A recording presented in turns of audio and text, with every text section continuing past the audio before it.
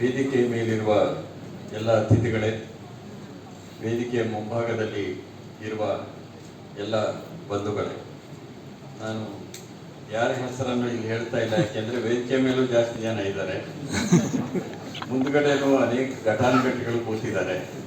ಹಾಗಾಗಿ ಯಾರ ಹೆಸರನ್ನಾದ್ರೂ ಹೇಳಿದಾಗ ಬಿಟ್ಟವರೇ ಏನಂದ್ಕೊಳ್ಬಹುದು ನನ್ನ ಅಂತ ಹೇಳಿ ಯಾರ ಹೆಸರನ್ನು ಹೇಳಿದೆ.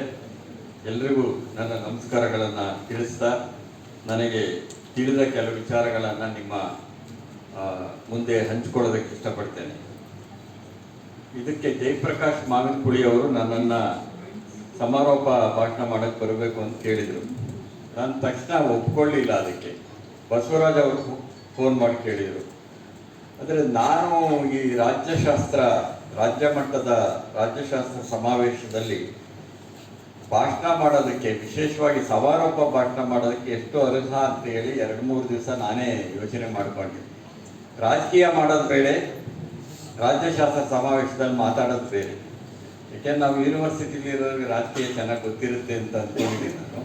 ಹಾಗಾಗಿ ಆ ರಾಜಕೀಯ ಅಲ್ಲ, ಇದು ನಿಜವಾದ ಅರ್ಥದಲ್ಲಿ ರಾಜ್ಯಶಾಸ್ತ್ರ ಸಂಬಂಧಿಯಾಗಿರ್ತಕ್ಕಂಥ ಒಂದು ಸಮಾವೇಶದಲ್ಲಿ ನಿಜ ಹೇಳೋದಾದರೆ ತುಂಬ ಸಂಕೋಚದಿಂದ ನಾನು ಭಾಗವಹಿಸ್ತಿದ್ದೇನೆ. 3 ದಿವಸದ ನಂತರ ನನ್ನ ಹಳೆಯ ಗೆಳೆಯ ಜಯಪ್ರಕಾಶ್ ಮಾವಿನಕುಳಿ ಅವರ ಒತ್ತಾಯದಿಂದ, ಬಸವರಾಜ್ ಅಂತವರ ಅಪೇಕ್ಷೆಯಿಂದ ನಾನು ನಿಮ್ಮ ಎದುರುಗಡೆ ನಿಂತಿದ್ದೇನೆ. ನಾನೇನಾದರೂ ತಪ್ಪಾಗಿ ಮಾತಾಡಿದರೆ ಅವನ್ನೇ ದೂಷಣೆ ಮಾಡಿ, ಏನಾದರೂ ಸರಿಯಾಗಿ ಮಾತಾಡಿದರೆ ನನ್ನ ಪ್ರಶಂಸೆ ಮಾಡಿ, ಇಷ್ಟೊಂದು ಹೇಳ್ತಾ. ಯಾಕೆಂದ್ರೆ ಮುಂದುಗಡೆ ನೋಡಿದ್ರೆ ಇವರೆಲ್ಲ ಇರ್ತಾರೆ ಅಂತ ಅಂದ್ಕೊಂಡಿರ್ಲಿಲ್ಲ. ಮುಂದುಗಡೆ ಅನೇಕರು ರಾಜ್ಯಶಾಸ್ತ್ರದ ದಿಗ್ಗಜರು ಕೂತ್ಬಿಟ್ಟಿದ್ದಾರೆ ನನ್ನ ಎದುರಿಸೋದಕ್ಕೆ. ಸೊ ಅವರ ನಡುವೆ ಸ್ವಲ್ಪ ಸಂಕೋಚದಿಂದಲೇ ನಾನು ಮಾತಾಡ್ತಿದ್ದೇನೆ. ಜಯರಾಮ್ ಅವರೊಂದು ಮಾತು ಹೇಳಿದ್ರು, ನೀವೆಲ್ಲ ಇದ್ದೀರಿ, ನಾನೇನು ಮಾತಾಡೋದು ಅಂತ ಅಂದಾಗ ನಮ್ಮ ಪ್ರೊಫೆಸರ್, ನಾವು ನಿಮ್ಮನ್ನು ಸಮಾಜ ಚಿಂತಕರು ಅಂತ ಸರ್ ಕರೆದಿರೋದು ಅಂತ. ಈ ನನ್ನಂಥವ್ರಿಗಿರೋ ಕಷ್ಟ ಇದೇನೇನೆ. ಸಾಹಿತ್ಯದವರು ಇವನು ಸಮಾಜ ಚಿಂತಕ ಅಂತ ಬಿಟ್ಬಿಡ್ತಾರೆ, ಸಮಾಜ ಚಿಂತಕರು ಇವನು ಸಾಹಿತಿ ಅಂತ ಕೈ ಬಿಟ್ಬಿಡ್ತಾರೆ, ಸಿನಿಮಾದವರು ಸಾಹಿತಿ ಅಂತಾರೆ, ಸಾಹಿತಿಗಳು ಸಿನಿಮಾದವನು ಅಂತಾರೆ. ಹೀಗಾಗಿ ಈ ಬಹುರೂಪಿ ವ್ಯಕ್ತಿತ್ವ ಅಸ್ಮಿತೆ ಇದೆಯಲ್ಲ, ಮಲ್ಟಿ ಕಲರ್ ಬಹಳ ಕಟ್ಟದ. ಆದ್ರೆ ಮಲ್ಟಿ ಕಲ್ಚರ್ ಇರೋದ್ರಿಂದ ಮಲ್ಟಿ ಕಲರ್ ಇರ್ಬೇಕಾಗಿರುತ್ತೆ. ಸೊ ಹೀಗಿರುತ್ತೆ. ಅದನ್ನ ಬಹಳ ಪ್ರೀತಿಯಿಂದ ನಾನು ಒಪ್ಕೋತೇನೆ. ಯಾಕೆಂದ್ರೆ ಸಮಾಜ ಚಿಂತಕರು ಅಂದ್ರೆ ಸಮಾಜ ಪರವಾಗಿ ಚಿಂತನೆ ಮಾಡತಕ್ಕಂಥವ್ರು ಅಂತ. ನಾನು ಯಾವತ್ತೂ ಅಂತರ್ಶಿಸ್ತೀಯ ಅಧ್ಯಯನದಲ್ಲಿ ಆಸಕ್ತಿ ಇರ್ತಕ್ಕಂಥವ್ರು. ಒಬ್ಬ ಸಾಹಿತಿಯಾದಂಥವನಿಗೆ ಒಂದಷ್ಟು ರಾಜ್ಯಶಾಸ್ತ್ರ ಗೊತ್ತಿರಬೇಕು, ಸಮಾಜಶಾಸ್ತ್ರ ಗೊತ್ತಿರಬೇಕು, ಮಾನವಶಾಸ್ತ್ರ ಗೊತ್ತಿರಬೇಕು. ಹೀಗೆ ಬೇರೆ ಬೇರೆ ಅಧ್ಯಯನದ ಶಿಸ್ತುಗಳೇನಿವೆ ಅವುಗಳ ಕನಿಷ್ಠ ಪರಿಚಯವಾದರೂ ಒಬ್ಬ ಸಾಹಿತಿಗಿರಬೇಕು ಅಂತ ನಂಬಿಕೊಂಡು ಬಂದಿರತಕ್ಕಂಥವನ್ನ. ಏಕೆಂದ್ರೆ ಸಾಹಿತ್ಯ ಇದೆಯಲ್ಲ, ಅದು ಬದುಕನ್ನ ಕುರಿತದ್ದು ಅಂತ ನಾವು ಹೇಳ್ತೇವೆ. ಬಹಳ ಸರಳವಾಗಿ ಬದುಕಿನ ಅಭಿವ್ಯಕ್ತಿಯೇ ಸಾಹಿತ್ಯ ಅಂತ ನಾವು ಕರೀತಾ ಬಂದಿದ್ದೇವೆ. ಬದುಕಿನಲ್ಲಿ ಏನಿರುತ್ತೆ, ಬದುಕು ಯಾವುದನ್ನು ಅವಲಂಬಿಸಿರುತ್ತೆ, ಸಮಾಜವನ್ನು ಅವಲಂಬಿಸಿರುತ್ತೆ. ಸಮಾಜದಲ್ಲಿ ಏನಿರುತ್ತೆ, ಸಮಾಜದಲ್ಲಿ ಅನೇಕ ಸ್ತರಗಳಿವೆ. ಸಮಾಜದೊಳಗಡೆನೆ ಸಮಾಜಶಾಸ್ತ್ರ ಇರುತ್ತೆ, ಸಮಾಜದೊಳಗಡೆ ರಾಜ್ಯಶಾಸ್ತ್ರ ಇರುತ್ತೆ, ಸಮಾಜದೊಳಗಡೆ ಮಾನವಶಾಸ್ತ್ರೀಯ ಅಂಶಗಳಿರುತ್ತವೆ. ಅದರಿಂದ ಯಾರು ಬದುಕನ್ನ ಕುರಿತು ತನ್ನದೇ ಆದಂತಹ ಒಂದು ಅಭಿವ್ಯಕ್ತಿಯನ್ನ ಪ್ರಕಟಿಸ್ತಾ ಇರ್ತಾರೆ, ಅಂಥವರಿಗೆ ಒಂದು ಅಂತರ್ಶಿಸ್ತೀಯ ಅಧ್ಯಯನದ ಆಸಕ್ತಿ ಅಗತ್ಯ ಅಂತ ನಾನು ನಂಬ್ಕೊಂಡಿದ್ದಂಥವ್ರು. ಹಾಗಾಗಿನೇ ಸಾಹಿತಿಗಳಾದಂಥವರು ಬೇರೆ ಬೇರೆ ವಿಷಯಗಳನ್ನು ಕುರಿತಂತೆ ಮಾಡುವ ಅಧ್ಯಯನ ಅದು ಸಾಹಿತ್ಯವನ್ನೇ ಹೆಚ್ಚು ಸಮೃದ್ಧಗೊಳಿಸುತ್ತೆ. ಸಾಹಿತ್ಯವನ್ನು ಸಮೃದ್ಧಗೊಳಿಸೋದಕ್ಕೆ ಬೇಕಾಗಿರ್ತಕ್ಕಂತಹ ಅನೇಕ ಒತ್ತಾಸೆಗಳು, ಅಂಶಗಳು ಬೇರೆ ಬೇರೆ ಅಧ್ಯಯನ ಶಿಸ್ತುಗಳಲ್ಲಿ ದೊರೀತಾ ಹೋಗುತ್ತವೆ. ಬದುಕನ್ನು ಅರ್ಥ ಮಾಡ್ಕೊಳ್ಳೋದಕ್ಕೆ ಅದು ಸಹಾಯ ಮಾಡ್ತಾ ಹೋಗುತ್ತೆ. ಯಾಕಂದ್ರೆ ನಾನು ಈಗ ಮಾನವಶಾಸ್ತ್ರೀಯ ಅಧ್ಯಯನ ಮಾಡಿದ್ರೆ ನಾನು ರಾಮಾಯಣ ಮಹಾಭಾರತವನ್ನು ಇನ್ನೊಂದು ವಿಧಾನದಲ್ಲಿ ನೋಡೋದಕ್ಕೆ ಸಾಧ್ಯ. ನಾನು ಅನೇಕ ಸಂದರ್ಭದಲ್ಲಿ ಆಂಥ್ರೋಪಾಲಜಿಕಲ್ ದೃಷ್ಟಿಯಿಂದಲೇ ರಾಮಾಯಣ ಮಹಾಭಾರತಗಳನ್ನು ನಾನು ವಿಶ್ಲೇಷಣೆ ಮಾಡಿರೋದುಂಟು. ಅಂದರೆ ಹೀಗೆ ಸಾಧ್ಯತೆ ಇರೋದ್ರಿಂದ ನಾವು ಸಾಹಿತಿಗಳಾದಂಥವ್ರಿಗೆ ಈ ಅಂತರ್ಶಿಸ್ತೀಯ ಅಧ್ಯಯನದ ಅಗತ್ಯ ಇದೆ ಅಂತ ನಾನು ನಂಬ್ಕೊಂಡಿರೋದ್ರಿಂದ ಆ ನಂಬಿಕೆಯ ಆಧಾರದ ಮೇಲೆ ಕೆಲವು ವಿಚಾರಗಳನ್ನು ನಿಮ್ಮ ಜೊತೆ ಇಲ್ಲಿ ಹಂಚ್ಕೊಳ್ಳೋಕೆ ಇಷ್ಟಪಡ್ತೇನೆ. 2 ದಿನಗಳ ಈ ಸಮಾವೇಶದಲ್ಲಿ ಅನೇಕ ಮುಖ್ಯವಾದ ಸಂಗತಿಗಳು ಚರ್ಚಿತವಾಗಿವೆ ಅಂತ ನಾನು ಅಂದ್ಕೊಂಡಿದ್ದೇನೆ. ಆಹ್ವಾನ ಪತ್ರಿಕೆಯನ್ನು ನೋಡಿದಾಗ ವಿಶೇಷವಾಗಿ ಸಮಕಾಲೀನ ಸಂದರ್ಭದ ಬಿಕ್ಕಟ್ಟುಗಳನ್ನು ಕುರಿತಂತೆ ಇಲ್ಲಿ ಚರ್ಚೆ ನಡೆದಂತೆ ನನಗೆ ಅನ್ನಿಸ್ತಾ ಇದೆ. ಏಕೆಂದರೆ ಇದರ ಶೀರ್ಷಿಕೆಯೇ ಭಾರತೀಯ ಪ್ರಜಾಪ್ರಭುತ್ವದ ಕಾಳಜಿಗಳು, ಅಸ್ಮಿತೆ, ಬಹುತ್ವ ಹಾಗೂ ಸಂಯುಕ್ತ ರಾಜಕಾರಣ ಅಂತ ಈ ದೀರ್ಘವಾದ ಶೀರ್ಷಿಕೆಯನ್ನು ಇಟ್ಕೊಂಡಿರುವಂಥ ಸಮಾವೇಶ ಇದು. ಇದೇ ನಿಜವಾಗಿ ಇವತ್ತು ನಾವು ಬಿಕ್ಕಟ್ಟನ್ನು ಎದುರಿಸ್ತಿರೋದು. ಪ್ರಜಾಪ್ರಭುತ್ವದ ಕಾಳಜಿಗಳು ಮತ್ತು ಅಸ್ಮಿತೆ ಬಿಕ್ಕಟ್ಟನ್ನು ಎದುರಿಸ್ತಾ ಇದೆ. ಬಹುತ್ವದ ಬಿಕ್ಕಟ್ಟು ನಮ್ಮ ಎದುರುಗಡೆ ಇದೆ. ಸಂಯುಕ್ತ ರಾಜಕಾರಣ ನಡೀತಾ ಇದೆಯಾ ಇಲ್ವಾ ಅನ್ನುವಂಥ ಅನೇಕ ಅನುಮಾನಗಳನ್ನು, ಸಂದೇಹಗಳನ್ನು ಹುಟ್ಟಿಸ್ತಕ್ಕಂಥ ಸಂದರ್ಭದಲ್ಲಿದ್ದೇವೆ. ಅಂದರೆ ಪ್ರಜಾಪ್ರಭುತ್ವ ಅನ್ನೋದು ಬಿಕ್ಕಟ್ಟನ್ನು ಹಾದು ಹೋಗ್ತಿರುವಂತಹ ಈ ಸಂದರ್ಭದ ಒಳಗಡೆ ಈ ಸಮಾವೇಶ ನಡೀತಿರೋದು ಬಹಳ ಪ್ರಸ್ತುತವಾದ್ದು ಅಂತಲೇ ನಾನು ಭಾವಿಸ್ಕೊಂಡಿದ್ದೇನೆ. ಎಂಥ ಬಿಕ್ಕಟ್ಟುಗಳನ್ನು ಎದುರಿಸ್ತಿದೆ ಅಂದರೆ ಪ್ರಜಾಪ್ರಭುತ್ವದಲ್ಲಿ ದೇಶದ ಹಿತಚಿಂತನೆ ಅನ್ನೋದು ಪಕ್ಷಗಳ ಹಿತಚಿಂತನೆಯ ಮಟ್ಟಕ್ಕಿಳಿದಿದೆ. ದೇಶದ ಹಿತಚಿಂತನೆ ಅನ್ನೋದು, ಪಕ್ಷಗಳ ಹಿತಚಿಂತನೆ ಅನ್ನೋದು ಆ ಪಕ್ಷದ ನಾಯಕರ ಹಿತಚಿಂತನೆಯ ಮಟ್ಟಕ್ಕಿಳಿದಿದೆ. ಅಂದರೆ ಆ ಪಕ್ಷದ ನಾಯಕರ ಹಿತಚಿಂತನೆ ಆಗಿಬಿಟ್ರೆ ಅದು ಇಡೀ ಪಕ್ಷದ ಹಿತಚಿಂತನೆ ಅನ್ನೋ ಭಾವನೆ. ಅಂದರೆ ಒಬ್ಬ ವ್ಯಕ್ತಿ ಪ್ರಧಾನತೆ ಇದೆಯಲ್ಲ, ಅದು ಯಾವತ್ತೂ ಪ್ರಜಾಪ್ರಭುತ್ವ ಅಲ್ಲವೇ ಅಲ್ಲ. ಅದು ವ್ಯಕ್ತಿ ಪ್ರಧಾನತೆ, ವ್ಯಕ್ತಿ ಕೇಂದ್ರಿತವಾದಂತಹ ರಾಜಕಾರಣ ಅದು ರಾಜಪ್ರಭುತ್ವ ಆಗಿರೋದು ಸಾಧ್ಯ, ಊಳಿಗಮಾನ್ಯ ಪದ್ಧತಿ ಆಗಿರೋದಕ್ಕೆ ಸಾಧ್ಯ. ಆದರೆ ಇವತ್ತು ಪ್ರಜಾಸತ್ತಾತ್ಮಕವಾದಂತಹ ಸಮಾಜದಲ್ಲಿ ನಾವಿದ್ದೇವೆ, ಪ್ರಜಾಸತ್ತಾತ್ಮಕವಾದಂತಹ ರಾಜಕೀಯ ಸಂರಚನೆಯ ನಡುವೆ ನಾವಿದ್ದೇವೆ ಅಂತ ಹೇಳ್ಕೊಳ್ಳೋ ಸಂದರ್ಭದಲ್ಲಿಯೂ ಸಹ ದೇಶದ ಹಿತಚಿಂತನೆ ಅಂದರೆ ಒಂದು ಪಕ್ಷದ ಹಿತಚಿಂತನೆ ಅಂತ ಎಷ್ಟು ಮಟ್ಟಿಗಾಗಿದೆ ಅಂದರೆ, ನೀವು ಸರ್ಕಾರವನ್ನು ಟೀಕೆ ಮಾಡಿದ್ರೆ ಇಡೀ ದೇಶವನ್ನು ಟೀಕೆ ಮಾಡಿದ್ರಿ ಅಂತ ಹೇಳ್ತಾರೆ. ನಾವು ಒಂದು ಸರ್ಕಾರದ ಟೀಕೆ ಇದೆಯಲ್ಲ, ಆಳುವ ವರ್ಗದ ಟೀಕೆ ದೇಶವನ್ನ ಕುರಿತ ಟೀಕೆ ಆಗಿರೋದಿಲ್ಲ. ಆದರೆ ನಮ್ಮ ಚರ್ಚೆ ಎಷ್ಟು ಕ್ಷೀಣವಾಗ್ತಿದೆ, ಎಷ್ಟು ತಳಮಟ್ಟಕ್ಕಿಳಿತಿದೆ ಅಂತಂದ್ರೆ, ಆಳುವ ಪಕ್ಷಗಳನ್ನ ಕುರಿತು ನಾವು ಆಡುವ ಮಾತುಗಳನ್ನೆಲ್ಲ ದೇಶ ವಿರೋಧಿಯಾದಂಥ ಮಾತುಗಳು ಅಂತ ಹೇಳಿ ಅಪವ್ಯಾಖ್ಯಾನ ಮಾಡುವ ಸಂದರ್ಭದ ಒಳಗಡೆ ನಾವಿದ್ದೇವೆ. ಇಂಥ ಸಂದರ್ಭ ಇದೆಯಲ್ಲ, ಇದು ನಿಜವಾಗಿ ಪ್ರಜಾಪ್ರಭುತ್ವದ ಬಹಳ ದೊಡ್ಡ ಬಿಕ್ಕಟ್ಟು ಅಂತ. ಹಾಗಾದ್ರೆ ವ್ಯಕ್ತಿ ಮುಖ್ಯ ಅಲ್ವಾ? ಈ ಪ್ರಶ್ನೆ ಅನೇಕ ಸಂದರ್ಭದಲ್ಲಿ ಬರುತ್ತೆ. ವ್ಯಕ್ತಿ ಮುಖ್ಯ ಅಂತಂದ್ರೆ ಒಂದು ನಾಯಕತ್ವ ಅನ್ನೋದು ಮುಖ್ಯ. ಆದರೆ ನಾಯಕತ್ವ ಏಕತ್ವ ಅಲ್ಲ, ಬಹುತ್ವ. ಯಾವುದೇ ನಾಯಕತ್ವ ಏಕತ್ವ ಆದರೆ ಅದು ಪ್ರಜಾಪ್ರಭುತ್ವದಿಂದ ಸರ್ವಾಧಿಕಾರತ್ವದ ಕಡೆಗೆ ಹೋಗ್ತಾ ಇರುತ್ತೆ. ರಾಜಪ್ರಭುತ್ವ ಅಥವಾ ಊಳಿಗಮಾನ್ಯ ಪದ್ಧತಿಯ ನೆಲೆಗಳಿಗೆ ಅನುಗುಣವಾದಂತಹ ರೀತಿಯಲ್ಲಿ ಅದು ವರ್ತಿಸ್ತಾ ಇರುತ್ತೆ ನಾಯಕತ್ವ ಏಕತ್ವ ಆದಾಗ. ಆದರೆ ನಾಯಕತ್ವ ಬಹುತ್ವ ಆದಾಗ ಈ ದೇಶದ ವೈವಿಧ್ಯತೆ ಅರ್ಥ ಆಗುತ್ತೆ. ಆ ನಾಯಕತ್ವ ಎನ್ನುವ ವ್ಯಕ್ತಿಯ ಒಳಗಡೆ ಒಂದು ಬಹುತ್ವ ಜೀವಿಸ್ತಾ ಇರುತ್ತೆ. ಯಾವ ವ್ಯಕ್ತಿಯ ಒಳಗಡೆ ಬಹುತ್ವ ಅನ್ನೋದು ಜೀವಿಸ್ತಾ ಇರೋದಿಲ್ಲ, ಆತ ನಿಜವಾದ ನಾಯಕ ಆಗೋದಕ್ಕೆ ಸಾಧ್ಯ ಇಲ್ಲ. ಅವನು ಏಕ ವ್ಯಕ್ತಿ ಸರ್ವಾಧಿಕಾರಿ ಆಗಕ್ಕೆ ಮಾತ್ರ ಸಾಧ್ಯ. ಅದು ಹಾಗಾಗಿ ಯಾವುದೇ ನಾಯಕತ್ವ ವ್ಯಕ್ತಿಯಲ್ಲಿ ಮುಖ್ಯ ಆಗ್ತಾನೆ ಅಂದ್ರೆ, ಒಂದು ಪಕ್ಷಕ್ಕೊಂದು ನಾಯಕತ್ವ ಬೇಕು, ಸರ್ಕಾರಕ್ಕೊಂದು ನಾಯಕತ್ವ ಬೇಕು, ಬೇರೆ ಬೇರೆ ಸಂಘಟನೆಗಳಿಗೆ ನಾಯಕತ್ವ ಬೇಕು. ಆ ಅರ್ಥದಲ್ಲಿ ನಾಯಕತ್ವ ಬೇಕಾಗಿರುತ್ತೆ. ನಾಯಕತ್ವ ಮತ್ತು ನಾಯಕ ಎರಡು ಬೇರೆ ಬೇರೆ. ಅದು ನಾಯಕ ಅನ್ನೋದು ವ್ಯಕ್ತಿಯನ್ನಷ್ಟೇ ಸೂಚಿಸುತ್ತೆ, ನಾಯಕತ್ವ ಅನ್ನೋದು ಒಂದು ಮೌಲ್ಯವನ್ನ ಸೂಚಿಸ್ತಾ ಇರುತ್ತೆ. ಹಾಗಾಗಿ ಯಾವುದು ಬಹುತ್ವವನ್ನ ನಂಬಿದ ನಾಯಕತ್ವ ಇರುತ್ತಲ್ಲ, ಅದು ಇವತ್ತಿನ ಪ್ರಜಾಪ್ರಭುತ್ವದ ಬಹಳ ಮುಖ್ಯವಾದಂತಹ ಅಗತ್ಯ. ಆ ದೃಷ್ಟಿಯಲ್ಲಿ ನಮಗೆ ವ್ಯಕ್ತಿ ಮುಖ್ಯ ಆಗ್ಬೋದೇ ಹೊರತು ಇಡೀ ದೇಶದ ಒಳಗಡೆ ವ್ಯಕ್ತಿ ಅನ್ನೋದು ಪ್ರಜಾಪ್ರಭುತ್ವದಲ್ಲಿ ವಿಶೇಷವಾಗಿ ವ್ಯಕ್ತಿ ಪ್ರಧಾನತೆ ಅನ್ನೋದಕ್ಕೆ ಅವಕಾಶ ಇರಬಾರದು. ಆದರೆ ಅಂತ ಅನೇಕ ಸಂದರ್ಭಗಳನ್ನು ನಮ್ಮ ದೇಶ ಹಾದು ಬಂದಿದೆ. ಇವತ್ತಷ್ಟೇ ಅಲ್ಲ, ಅನೇಕ ಘಟನೆಗಳನ್ನು ನಾವು ಹೇಳ್ತಾ ಹೋಗ್ಬೋದು. ಇಲ್ಲಿ ಬಹಳ ಜನ ಇರೋರು, ಪ್ರಾಜ್ಞರು, ರಾಜಕೀಯ ಶಾಸ್ತ್ರದ ಸಂಬಂಧಪಟ್ಟವರು ಒಂದು ಪ್ರಶ್ನೆ ನನ್ನನ್ನು ಕಾಡಿಸ್ತಾ ಇರುತ್ತೆ. ಸಾಮಾನ್ಯವಾಗಿ ಒಂದು ಚುನಾವಣೆ ಬಂದಾಗ CM ಫೇಸ್ ಯಾವುದು ಅಂತ ಕೇಳ್ತಾರೆ, PM ಫೇಸ್ ಯಾವುದು ಅಂತ ಕೇಳ್ತಾರೆ.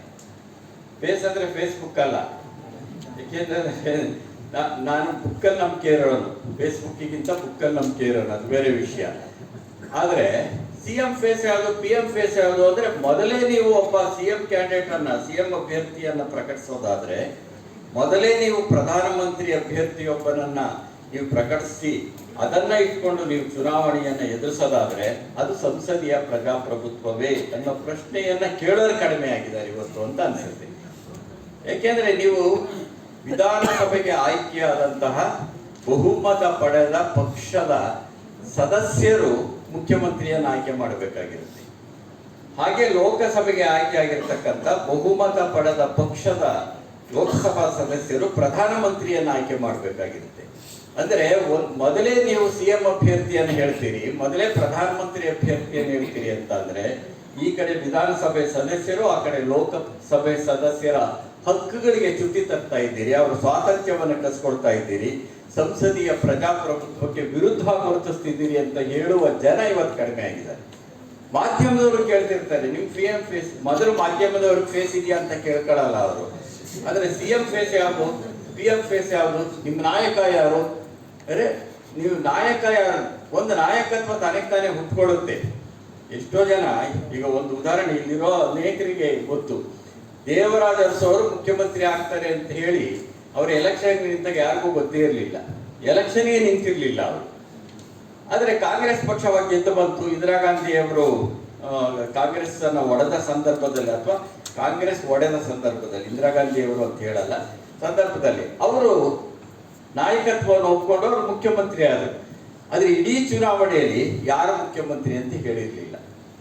ಆದ್ರೂ ಒಬ್ಬ ಮುಖ್ಯಮಂತ್ರಿಯನ್ನು ಆಯ್ಕೆ ಮಾಡುವ ಹಕ್ಕಿದೆಯಲ್ಲ, ಅದು ಇಲ್ಲಿರುವ ವಿಧಾನಸಭಾ ಸದಸ್ಯರಿಗಿರುತ್ತೆ, ಅಲ್ಲಿರುವ ಲೋಕಸಭೆ ಸದಸ್ಯರಿಗಿರುತ್ತೆ ಎನ್ನುವ ಹಕ್ಕಿನ ಉಲ್ಲಂಘನೆ ಆಗೋದನ್ನ ಮಾಧ್ಯಮಗಳು ಪ್ರಶ್ನೆ ಮಾಡ್ತಾ ಇಲ್ಲ. ಅದ್ರ ಬದಲು ಮತ್ತೆ ಆ ಪ್ರಶ್ನೆಯನ್ನ ಕೇಳ್ತವೆ. ಅನೇಕ ರಾಜಕೀಯ ತಜ್ಞರು ಪ್ರಶ್ನೆ ಮಾಡ್ತಾ ಇಲ್ಲ. ಇದನ್ನ ಪ್ರಶ್ನೆ ಮಾಡದೆ ಸಂಸದೀಯ ಪ್ರಜಾಪ್ರಭುತ್ವದ ಮೂಲ ಅಗತ್ಯವನ್ನ ಉಲ್ಲಂಘಿಸಲಾಗ್ತಿದೆಯಲ್ಲ, ಇದು ನಿಜವಾಗಿ ಪ್ರಜಾಪ್ರಭುತ್ವವೇ? ಈ ಪ್ರಶ್ನೆ, ಇಂಥ ಪ್ರಶ್ನೆಗಳನ್ನ ಹಾಕೊಳ್ಬೇಕಾಗುತ್ತೆ. ಯಾಕಂತವು ಬರುತ್ತವೆ ಅಂತಂದ್ರೆ, ನಿಮ್ಮ ಮುಖ್ಯಮಂತ್ರಿಯ ಮುಖ ಯಾವುದು, ಪ್ರಧಾನಮಂತ್ರಿಯ ಮುಖ ಯಾವುದು, ಯಾರು ವ್ಯಕ್ತಿ ಅಂತ ಕೇಳುವ ಸಂದರ್ಭ ಎಲ್ಲಿ ಬರುತ್ತೆ ಅಂದ್ರೆ ಊಳಿಗಮಾನ್ಯ ಪದ್ಧತಿಯಲ್ಲಿ ಮಾತ್ರ ಸಾಧ್ಯ. ಅಂದ್ರೆ ನಮ್ಮ ಸಮಾಜ ಒಂದು ಸಮ್ಮಿಶ್ರ ಸಾಮಾಜಿಕ ಸಂರಚನೆಯಲ್ಲಿದೆ. ಈಗಲೂ ಸಹ ಪ್ರಜಾಪ್ರಭುತ್ವ ಬಂದಿದೆ, ಅದೇ ಫ್ಯೂಡಲಿಸಂ ಪೂರ್ತಿ ಹೋಗಿಲ್ಲ. ಹಾಗಾಗಿ ಎಷ್ಟೋ ಸಂದರ್ಭದಲ್ಲಿ ನನಗನ್ಸೋದು, ನಾವು ಫ್ಯೂಡಲ್ ಪ್ರಜಾಪ್ರಭುತ್ವದಲ್ಲಿ ಬದುಕ್ತಿದ್ದೇವೆ ಅಂತ ಅನ್ಸುತ್ತೆ. ಇದು ಫ್ಯೂಡಲ್ ಪ್ರಜಾಪ್ರಭುತ್ವನ ಇದು ಅಂತ. ಯಾಕೆಂದ್ರೆ ಫ್ಯೂಡಲಿಸಂ ಹೋಗಿಲ್ಲ, ಈಗಲೂ ವ್ಯಕ್ತಿಯ ಆರಾಧನೆ ಇರುತ್ತೆ, ವ್ಯಕ್ತಿಯನ್ನ ಮೆಚ್ಚೋದು ಬೇರೆ. ಆದ್ರೆ ಕೆಲವು ನಿಯಮಗಳಿರುತ್ತವಲ್ಲ, ಅದನ್ನು ಉಲ್ಲಂಘಿಸಿ ಆರಾಧಿಸುವುದಿದೆಯಲ್ಲ, ಆಯ್ಕೆ ಮಾಡುವುದಿದೆಯಲ್ಲ, ಅದು ಬೇರೆ. ಹಾಗಾಗಿ ಒಂಥರ ಫ್ಯೂಡಲಿಸಂ ಇದೆ, ಕ್ಯಾಪಿಟಲಿಸಂ ಇದೆ, ಪ್ರಜಾಪ್ರಭುತ್ವ ಇದೆ. ಈ ತರದೊಂದು ಸಮ್ಮಿಶ್ರವಾಗಿರುವ ಸಾಮಾಜಿಕ ರಾಜಕೀಯ ಸಂರಚನೆಯ ನಡುವೆ ನಾವಿರೋದ್ರಿಂದ ಇಲ್ಲಿ ವ್ಯಕ್ತಿ ವ್ಯಕ್ತಿ ವ್ಯಕ್ತಿ ಅಂತ ಮಾತಾಡ್ತಿದ್ದಾರೆ. ಅದು ಸಂಸದೀಯ ಪ್ರಜಾಸತ್ತೆಗೆ ವಿರುದ್ಧವಾದಂತಹ ನಡೆಯಾಗಿರುತ್ತೆ. ನಮಗೆ ನಾಯಕತ್ವ ಬೇಕು. ನಾಯಕತ್ವ ಅನ್ನೋದು ಒಬ್ಬ ವ್ಯಕ್ತಿ ಅಷ್ಟೇ ಅಲ್ಲ, ಎಲ್ಲರನ್ನು ಜೊತೆ ಕರ್ಕೊಂಡು ಹೋಗ್ತಾ ಇರ್ತಕ್ಕಂಥ ಒಂದು ನಾಯಕತ್ವದ ಗುಣ ಇರೋರು ಬೇಕು. ಅಲ್ಲಿ ಎಲ್ಲರ ಪಾತ್ರ ಮುಖ್ಯ, ಅಲ್ಲಿ ವ್ಯಕ್ತಿ ಮುಖ್ಯ ಆಗಬಹುದೇ ಹೊರತು, ಆದ್ರೆ ವ್ಯಕ್ತಿಯೊಬ್ಬರೇ ಮುಖ್ಯವಾಗುವುದು ಯಾವತ್ತೂ ಪ್ರಜಾಪ್ರಭುತ್ವ ಅಲ್ಲ. ಅದು ಒಂದು ಊಳಿಗಮಾನ್ಯ ಪದ್ಧತಿಯ ಪ್ರತೀಕ ಅಂತ ನಾನು ಭಾವಿಸ್ಕೊಂಡಿದ್ದೇನೆ. ಯಾರು ಬಹುತ್ವವನ್ನ ಬದಿಗೊತ್ತಿದ ನಾಯಕತ್ವ ಇದೆಯಲ್ಲ, ಅದು ಪ್ರಜಾಸತ್ತಾತ್ಮಕ ಯಾವತ್ತೂ ಅಲ್ಲ. ಬಹುತ್ವವನ್ನ ಬದಿಗೊತ್ತಿದ ನಾಯಕತ್ವ ನಮಗೆ ಬೇಕಾಗಿಲ್ಲ ಪ್ರಜಾಪ್ರಭುತ್ವದಲ್ಲಿ. ನಮಗೆ ಗೊತ್ತಿದೆ ಈ ದೇಶದಲ್ಲಿ ಎಷ್ಟು ಭಾಷೆಗಳಿವೆ, ಈ ದೇಶದಲ್ಲಿ ಎಷ್ಟು ಸಂಸ್ಕೃತಿಗಳಿವೆ. ದೇಶ ಬಿಟ್ಬಿಡಿ, ಕರ್ನಾಟಕದಲ್ಲಿ 9ನೇ ಶತಮಾನದಲ್ಲೇನೆ ನಮ್ಮಲ್ಲಿ ಕವಿರಾಜ ಮಾರ್ಗ ಬರೆದಂಥವನು ಕನ್ನಡಗಳು ಅಂತಾನೆ. ಕೇವಲ ಕನ್ನಡ ಅನ್ನೋದಿಲ್ಲ, ಕನ್ನಡಗಳು ಅಂದ್ರೆ ಕನ್ನಡಗಳೇ ಅನೇಕವಿವೆ. ಹಾಗೆ ಬೇರೆ ಬೇರೆ ಭಾಷೆಗಳಿವೆ, ಬೇರೆ ಬೇರೆ ಸಂಸ್ಕೃತಿಗಳಿವೆ, ಬೇರೆ ಬೇರೆ ಧರ್ಮಗಳಿವೆ. ಅಂದ್ರೆ ಭಾರತ ಅನ್ನೋದಿದೆಯಲ್ಲ, ಅದು ಬಹುತ್ವದ ಭಾರತ. ಇದು ನಮಗೆ ಭಾರತೀಯತೆ ಅಂತ ಅಂದ್ರೆ ಅದು ಬಹುತ್ವದ ಭಾರತೀಯತೆ. ಇದು ಯಾರು ಬಹುತ್ವದಲ್ಲಿ ನಂಬಿಕೆ ಇಟ್ಕೊಂಡಿರ್ತಾರೋ ಅವರು ಪ್ರಜಾಪ್ರಭುತ್ವವಾದಿ ಅನ್ನೋದೇನೇನೆ ನಿಜವಾದಂತಹ ನಮ್ಮ ಆಶಯ, ಅಪೇಕ್ಷೆ ಮತ್ತು ಬದ್ಧತೆ ಆಗಿರ್ಬೇಕಾದ ಸಂದರ್ಭದಲ್ಲಿ ಇದ್ದೇವೆ. ಕೆಲವು ಸಾರಿ ಏನಾಗುತ್ತೆ, ವ್ಯಕ್ತಿ ಇದ್ದಾಗ ಘೋಷಿತ ಸರ್ವಾಧಿಕಾರ ಇರುತ್ತೆ, ಅದು ನೇರ ಸ್ಪಷ್ಟ. ಈಗ ತುರ್ತು ಪರಿಸ್ಥಿತಿ ಬಂತು ಅಂತ ಇಟ್ಕೊಳ್ಳಿ, ನೇರವಾಗಿರುತ್ತೆ. ಆದ್ರೆ ಅಘೋಷಿತ ಸರ್ವಾಧಿಕಾರ ಇದೆಯಲ್ಲ, ಅದು ಘೋಷಿತ ಸರ್ವಾಧಿಕಾರಕ್ಕಿಂತ ಹೆಚ್ಚು ಅಪಾಯಕಾರಿ ಅಂತ. ಯಾಕೆ ಅಂತಂದ್ರೆ ಅದರ ಸೂಕ್ಷ್ಮಗಳು ನಮ್ಗೆ ಅರ್ಥ ಆಗ್ತಾ ಇರೋದಿಲ್ಲ. ಅದರ ಸೂಕ್ಷ್ಮಗಳು ಆಂತರ್ಯದಲ್ಲಿ ಕೆಲಸ ಮಾಡ್ತಾ ಇರುತ್ತೆ, ನಮಗೆ ಗೊತ್ತಿಲ್ಲದಂತೆ ನಮ್ ಕಾಲು ಎಳಿತಾ ಇರುತ್ತೆ. ಎಷ್ಟೋ ಸಾರಿ ಕಾಲಿಗೆ ಬೀಳ್ತಾರೆ, ಕಾಲು ಎಳೆಯೋರು ಇರ್ತಾರೆ ನಮ್ಮಲ್ಲಿ. ಯಾಕೆಂದ್ರೆ ಕಾಲಿಗೆ ಬೀಳುವ ಸಂಸ್ಕೃತಿ, ಕಾಲು ಎಳೆಯುವ ಸಂಸ್ಕೃತಿ ಎರಡೂ ಇದೆ ನಮ್ಮಲ್ಲಿ. ಮೂರನೇದೊಂದು ಏನಂದ್ರೆ ಕಾಲಿಗೆ ಬೀಳ್ತಾನೆ, ಕಾಲು ಎಳೆಯೋದು. ಸೊ ಹಾಗಾಗಿ ಅನೇಕ ಸೂಕ್ಷ್ಮಗಳು ಅರ್ಥ ಆಗೋದಿಲ್ಲ. ಘೋಷಿತ ಸರ್ವಾಧಿಕಾರಕ್ಕೆ ನಾವು ವಿರೋಧವಾಗಿರ್ತೀವಿ, ನೇರವಾಗಿ ಅದ್ರ ಜೊತೆ ಹೋರಾಟ ಮಾಡಕ್ ಸಾಧ್ಯ. ಆದ್ರೆ ಆ ಘೋಷಿತ ಸರ್ವಾಧಿಕಾರಕ್ಕೆ ನೇರವಾಗಿ ಹೋರಾಟ ಮಾಡಕ್ಕೆ ಸಾಧ್ಯ ಆಗದೆ ಇರತಕ್ಕಂತಹ ಕೆಲವು ತಾಂತ್ರಿಕ ಅಂಶಗಳಿರುತ್ತೆ. ಹಾಗಾಗಿ ಇವತ್ತಿನ ಮುಖ್ಯವಾದ ಪ್ರಶ್ನೆ ನನ್ನಂಥವ್ರಿಗೆ ಅನಿಸೋದು, ನಾವು ತಾಂತ್ರಿಕ ಪ್ರಜಾಪ್ರಭುತ್ವದಲ್ಲಿ ಬದುಕ್ತಿದ್ದೇವೆ, ಆದರೆ ತಾತ್ವಿಕ ಪ್ರಜಾಪ್ರಭುತ್ವ ಇನ್ನೂ ನಮಗೆ ರೂಢಿಸಿಲ್ಲ ಅಂತ. ತಾಂತ್ರಿಕ ಪ್ರಜಾಪ್ರಭುತ್ವ, ಚುನಾವಣೆ ನಡೆಯುತ್ತೆ, ಅದು ಪ್ರಜಾಪ್ರಭುತ್ವದ ಒಂದು ತಾಂತ್ರಿಕ ಅಂಶ. ಅದನ್ನು ನಾವು ಪೂರೈಸ್ತಿದ್ದೇವೆ, ಜನಗಳಿಗೆ ವೋಟ್ ಮಾಡೋ ಹಕ್ಕು ಕೊಡ್ತಿದ್ದೇವೆ. ಮತ್ತೆ ಚುನಾವಣೆಗಳು ಹೇಗೆ ನಡೀತಿವೆ ಅಂತ ನಮಗೆ ಗೊತ್ತಿದೆ. ಇದು ಜನಗಳ ಆಶಯ ಇತ್ಯಾದಿ ನಾವೆಲ್ಲ ಏನೇ ಹೇಳಿದಾಗ್ಲೂ ಚುನಾವಣೆಯಲ್ಲಿ ಗೆಲುವು ಮತ್ತು ಸೋಲುಗಳನ್ನು ನಿರ್ಣಯ ಮಾಡತಕ್ಕಂತಹ ಏಕಾಂಶ ಇಲ್ಲವೇ ಇಲ್ಲ, ಅನೇಕ ಅಂಶಗಳು ಸೇರಿರುತ್ತವೆ ಅದರಲ್ಲಿ. ಹಾಗಾಗಿ ತಾಂತ್ರಿಕವಾಗಿ ಚುನಾವಣೆ ಪ್ರಜಾಪ್ರಭುತ್ವದ ಒಂದು ಮುಖ್ಯವಾದಂತಹ ಭಾಗ. ಅದು ಚುನಾವಣೆ ಬಹಳ ಮುಖ್ಯವಾದ ಭಾಗ. ಆದರೆ ತಾತ್ವಿಕ ಪ್ರಜಾಪ್ರಭುತ್ವ ಎಲ್ಲೂ ಹೋಯಿತು. ಒಂದು ತಾತ್ವಿಕತೆ ಬೇಕಲ್ಲ ಪ್ರಜಾಪ್ರಭುತ್ವಕ್ಕೆ, ಅದರ ಚರ್ಚೆಗಳು ಕ್ಷೀಣವಾಗ್ತಾ ಇವೆ. ಯಾಕೆ ಕ್ಷೀಣವಾಗ್ತವೆ ಅಂದರೆ, ಬೌದ್ಧಿಕ ವಲಯದ ವಿಭಜಕ ಶಕ್ತಿ ಇದೆಯಲ್ಲ, ಅದರ ವಿರಾಟ್ ರೂಪವನ್ನು ತಾಳ್ಕೊಂಡಿರೋ ಸಂದರ್ಭದಲ್ಲಿ ನಾವಿದ್ದೇವೆ. ಬೌದ್ಧಿಕ ವಲಯ ಎಷ್ಟು ಮಟ್ಟಿಗೆ ವಿಭಜಿತಗೊಂಡಿದೆ ಅಂದರೆ, ವಿಭಜಕ ಅನ್ನೋ ಪದ ಬಳಸ್ತಿದ್ದೀನಿ ನಾನು, ಭಿನ್ನಾಭಿಪ್ರಾಯ ಅನ್ನೋ ಪದ ಬಳಸ್ತಾ ಇಲ್ಲ. ಈಗ ಡಬಲ್ ರೋಡ್ಗಳು ಇರುತ್ತವಲ್ಲ, ಅಲ್ಲಿ ವಿಭಜಕಗಳನ್ನು ಹಾಕಿರ್ತಾರೆ. ಆ ಕಡೆ ಅವ್ರು ಈ ಕಡೆ ಹೀಗೆ ಬರ್ತಿರ್ತಾರೆ, ನಾವು ಈ ಕಡೆಯಿಂದ ಆ ಕಡೆ ಹೋಗ್ತಿರ್ತೀವಿ. ಇಬ್ರು ಭೇಟಿನೇ ಮಾಡೋದಿಲ್ಲ ನಾವು. ಅಂದ್ರೆ ಸಂವಾದ ಅನ್ನೋದು ಸಾಧ್ಯ ಇಲ್ಲ. ನೀವು ಯಾವುದಾದ್ರೂ, ನಾನು ಸಾಮಾನ್ಯವಾಗಿ ಒಂದಷ್ಟು ಆಂಗ್ಲ ವಾಹಿನಿಗಳನ್ನು ನೋಡ್ತಾ ಇರ್ತೀನಿ, ಯಾವುದಾದ್ರು ಚರ್ಚೆಗಳನ್ನ ಇದನ್ನ ಮಾಡೋದಕ್ಕೆ. ಅಂದ್ರೆ ಯಾರು ಕನ್ನಡ ವಾಹಿನಿ ನೋಡಲ್ವಾ ಅಂತ ಕೇಳಬೇಡಿ, ಕನ್ನಡ ವಾಹಿನಿಯ ಜೊತೆಗೂ ಅದನ್ನು ನೋಡ್ತಿರ್ತೀನಿ ನಾನು. ಅದರ ಚರ್ಚೆಗಳು ನೋಡಿದಾಗ ಇಲ್ಲಿ ಚರ್ಚೆಗಳು ನಡೀತಿದೆಯಾ, ರಾಜಕೀಯ ವಿಶ್ಲೇಷಕರು, ಪೊಲಿಟಿಕಲ್ ಅನಲಿಸ್ಟ್ ಅಂತ ಹಾಕಿರ್ತಾರೆ ಅಲ್ಲಿ. ಆ ಪೊಲಿಟಿಕಲ್ ಅನಲಿಸ್ಟು ಯಾವಾಗಲೂ ಒಂದು ಪಕ್ಷದ ಪರವಾಗಿ ಮಾತಾಡ್ತಿರ್ತಾರೆ, ಇನ್ನೊಬ್ಬರು ಹಂಗೆ ಹಾಕಿರ್ತಾರೆ, ಅವ್ರು ಇನ್ನೊಂದು ಪಕ್ಷದ ಪರವಾಗಿ ಮಾತಾಡ್ತಿರ್ತಾರೆ. ಹಿಂದೂ ಪರ ಚಿಂತಕ ಅಂತ ಕೆಲವ್ರಿಗೆ ಹಾಕ್ತಾರೆ, ಇಸ್ಲಾಂ ಪರ ಚಿಂತಕ ಅಂತ ಹಾಕ್ತಾರೆ. ಅವ್ರು ಚಿಂತನೆ ಮಾಡಕ್ಕೆ ಹೆಂಗ್ ಸಾಧ್ಯ ಅಂದ್ರೆ, ಈಗಾಗಲೇ ತೀರ್ಮಾನ ಆಗ್ಬಿಟ್ಟಿದೆ ಇನ್ಯಾರು ಅಂತ. ಕಾನೂನು ತಜ್ಞರು ಅನೇಕರಿದಾರಲ್ಲ, ಕಾನೂನು ತಜ್ಞರು ಕೂತಿದ್ದಾಗ ಅವ್ರ ಮುಖ ನೋಡಿದ ಕೂಡಲೇ ಇವರು ಇಂಥದನ್ನೇ ಮಾತಾಡ್ತಾರೆ ಅಂತ ಹೇಳಬಲ್ಲೆ ನಾನು. ಇವ್ರು ಇದನ್ನೇ ಮಾತಾಡ್ತಾರೆ, ಇವ್ರು ಇಂಥವ್ರ ಪರವಾಗೇ ಮಾತಾಡ್ತಾರೆ ಅಂದ್ರೆ ಅಲ್ಲಿಗೆ ವಿಶ್ಲೇಷಣೆ ಅನ್ನೋದಕ್ಕೆ ಏನ್ ಅರ್ಥ ಇದೆ, ಎಷ್ಟು ಮಟ್ಟಿಗೆ ಬೌದ್ಧಿಕ ವಲಯ ವಿಭಜಕಗೊಂಡಿದೆ ಅಂತ ಅಂದ್ರೆ, ನೀವು ಒಬ್ಬರು ಎದುರಿಗೆ ಬಂದಾಗ ಇವನು ಹೀಗೆ ಮಾತಾಡ್ತಾನೆ. ಇದರ ಅರ್ಥ ಏನಂದ್ರೆ, ಹಾಗಾದ್ರೆ ಒಂದು ಸೈದ್ಧಾಂತಿಕ ಬದ್ಧತೆ ಬೇಡವಾ? ಸೈದ್ಧಾಂತಿಕ ಬದ್ಧತೆಯಲ್ಲಿ ಅಪಾರವಾದ ನಂಬಿಕೆ ಇಟ್ಕೊಂಡಿರ್ತಕ್ಕಂಥವ್ ನಾನು. ಆದ್ರೆ ಸೈದ್ಧಾಂತಿಕ ಸಂವಾದ ಒಂದು ಬೇಕಲ್ಲ, ಆ ಸಂವಾದ ಸಾಧ್ಯವಾಗದೇ ಇರುವಷ್ಟು ಬೌದ್ಧಿಕ ವಲಯ ವಿಭಜಕಗೊಂಡಿರುವ ಸಂದರ್ಭದ ಒಳಗಡೆ ನಡೀತೇವೆ. ಪರಸ್ಪರ ನಮಗೆ ಮಾತಾಡೋದಕ್ಕೆ ಸಾಧ್ಯ ಇಲ್ಲ. ಸಣ್ಣ ಪುಟ್ಟ ಭಿನ್ನಾಭಿಪ್ರಾಯಗಳಿದ್ರೆ ಕೂತ್ ಬಗೆಹರಿಸ್ಕೊಳ್ಬೇಕು ಅನ್ನುವಂಥ ಅಂಶಗಳನ್ನೇ ನಾನು ತಿಳ್ಕೊಂಡಿಲ್ಲ. ಭಿನ್ನಾಭಿಪ್ರಾಯಗಳು ಅಂದ್ಕೊಳ್ಳೆ ವೈರಿಗಳು ಅಂತ ಭಾವಿಸ್ಬಿಡ್ತೇವೆ ನಾವು. ವಾಲ್ಟೇರ್ ಒಂದು ಮಾತನ್ನ ಹೇಳ್ದ, ಅವರ ಒಂದೇ ಒಂದು ಅಭಿಪ್ರಾಯವನ್ನು ನಾನು ಒಪ್ಪುವುದಿಲ್ಲ, ಆದರೆ ಅವರ ಅಭಿಪ್ರಾಯವನ್ನು ವ್ಯಕ್ತಪಡಿಸುವ ಸ್ವಾತಂತ್ರ್ಯಕ್ಕಾಗಿ ನನ್ನ ಕೊನೆಯ ಉಸಿರು ಇರುವವರೆಗೂ ನಾನು ಹೋರಾಡುತ್ತೇನೆ ಅಂತ. ಇದು ಪ್ರಜಾಪ್ರಭುತ್ವ. ನಾನು ಒಪ್ಪೋದಿಲ್ಲಪ್ಪ ನಿನ್ನ ಅಭಿಪ್ರಾಯನ, ಆದರೆ ನೀನು ಅಭಿಪ್ರಾಯವನ್ನು ಹೇಳುವ ಸ್ವಾತಂತ್ರ್ಯ ಇದೆಯಲ್ಲ, ಆ ಸ್ವಾತಂತ್ರ್ಯ ಸದಾ ಇರಬೇಕದು. ಅಂದ್ರೆ ಇವತ್ತು ಆ ಭಿನ್ನಾಭಿಪ್ರಾಯಗಳನ್ನು ಇಟ್ಕೊಂಡು ಸಂವಾದಿಸುವ ಗುಣಕ್ಕಿಂತ ಹೆಚ್ಚಾಗಿ, ನೀವು ಅಲ್ಲೇ ನಿಂತಿರಬೇಕಾದ್ರೆ ನಾನು ಇಲ್ಲೇ ನಿಂತಿರ್ತೀನಿ, ಆದರೆ ಸಂವಾದಿಸುವುದಕ್ಕಿಂತ ಹೆಚ್ಚಾಗಿ ಏನಾಗ್ತಿದೆ ಅಂತಂದ್ರೆ ದ್ವೇಷ ಬೆಳೀತಾ ಇದೆ. ದ್ವೇಷ ರಾಜಕೀಯ ನೆಲೆಯಲ್ಲಿ ಬೆಳೀತಿದೆ, ಜಾತಿಯ ನೆಲೆಯಲ್ಲಿ ಬೆಳೀತಿದೆ, ಧರ್ಮದ ನೆಲೆಯಲ್ಲಿ ಬೆಳೀತಿದೆ. ನಾವು ಸಾಮಾನ್ಯ ಭಯೋತ್ಪಾದನೆಯನ್ನು ಕುರಿತು ಮಾತಾಡ್ತೇವೆ, ಅದರ ಜೊತೆಗೆ ಯುದ್ಧೋತ್ಪಾದನೆಯನ್ನು ಕುರಿತು ಮಾತಾಡಬಹುದು. ಆದ್ರೆ ಇತ್ತೀಚೆಗೆ ಹೊಸದು ಒಂದು ಹುಟ್ಟಿದೆ, ಅದು ದ್ವೇಷೋತ್ಪಾದನೆ. ದ್ವೇಷೋತ್ಪಾದನೆಯ ದೇಶದ ಒಳಗಡೆ ನಾವು ಬದುಕ್ತಿದ್ದೇವೆ. ಇದರ ನಡುವೆ ನಾವು ಪ್ರಜಾಪ್ರಭುತ್ವ ಉಳಿಸ್ಕೊಳ್ಬೇಕು. ಪ್ರಜಾಪ್ರಭುತ್ವಕ್ಕೂ ದ್ವೇಷಕ್ಕೂ ಸಂಬಂಧವೇ ಇಲ್ಲ ನಿಜ ಹೇಳೋದಾದ್ರೆ. ಆದ್ರೆ ದ್ವೇಷೋತ್ಪಾದನೆಯ ಸಂದರ್ಭ ಇದೆಯಲ್ಲ, ಅದು ಏನ್ ಹೇಳುತ್ತೆ ಅಂದ್ರೆ, ಸಂವಾದ ಮಾಡಬೇಡಿ ನೀವು. ಆದ್ರೆ ನೀವು ಹಿಂದಿನಿಂದ ನೋಡ್ಕೊಂಬನ್ನಿ, ಅಂಬೇಡ್ಕರ್ಗೂ ಗಾಂಧಿಗೂ ಅನೇಕ ಭಿನ್ನಾಭಿಪ್ರಾಯಗಳಿದ್ವು, ಸಂವಾದ ನಡೆಸ್ತಿರ್ಲಿಲ್ವ ಅವರು ಸಂವಾದ ನಡೆಸಿದಾಗಲೇ ಗಾಂಧಿ ಬದಲಾಗಿತ್ತು. ಗೋರ ಅಂತ ಒಬ್ಬ ದೊಡ್ಡ ಪ್ರಪಂಚದ ಮೊಟ್ಟ ಮೊದಲ ನಾಸ್ತಿಕ ಕೇಂದ್ರವನ್ನ ಸ್ಥಾಪನೆ ಮಾಡಿದ ಆಂಧ್ರ ಪ್ರದೇಶದ ಗೋರ ನಾಸ್ತಿಕವಾದಿ, ಆಸ್ತಿಕವಾದಿ ಅಂತ ಭಾವಿಸಿರುವಂತ ಗಾಂಧಿ ಜೊತೆ ಸಂವಾದವನ್ನು ನಡೆಸ್ತಾರೆ. ಇಬ್ರು ಸಂವಾದ ನಡೆಸಕ್ ಸಾಧ್ಯ ಆಯ್ತು. ಗಾಂಧಿ ಅಂಬೇಡ್ಕರ್ ಪರಸ್ಪರ ಎದುರು ಬದುರು ಕೂತ್ ಮಾತಾಡೋಕೆ ಸಾಧ್ಯ ಆಯ್ತು. ಅದೇ ರೀತಿ ನೆಹರು ಪಟೇಲ್ ಪರಸ್ಪರ ಜೊತೆಯಲ್ಲಿ ಆಡಳಿತ ನಡೆಸಕ್ಕೆ ಸಾಧ್ಯ ಆಯಿತು. ಇವ್ರ ನಡುವೆ ಎಲ್ಲ ಭಿನ್ನಾಭಿಪ್ರಾಯಗಳು ಇದ್ವು, ಆದ್ರೆ ಆ ಭಿನ್ನಾಭಿಪ್ರಾಯಗಳು ವಿಭಜಕ ಪ್ರವೃತ್ತಿಯನ್ನು ಪಡೆದ ಭಿನ್ನಾಭಿಪ್ರಾಯಗಳು ಆಗಿರಲಿಲ್ಲ. ಅಂದರೆ ಪ್ರಜಾಪ್ರಭುತ್ವದ ಮೂಲ ಸತ್ವ ನನಗನ್ಸೋದು ಸಂವಾದದ ಗುಣ ಅಂತ ನಾನು ಅಂದ್ಕೊಂಡಿದ್ದೇನೆ. ಆ ಸಂವಾದ ಅನ್ನೋದು ಬಹಳ ಮುಖ್ಯವಾದ್ದು ಅಂತ, ಅದನ್ನು ನಾವು ಕಳ್ಕೊಂಡಿರುವಂಥ ಸಂದರ್ಭದಲ್ಲಿ ನಾವಿದ್ದೇವೆ.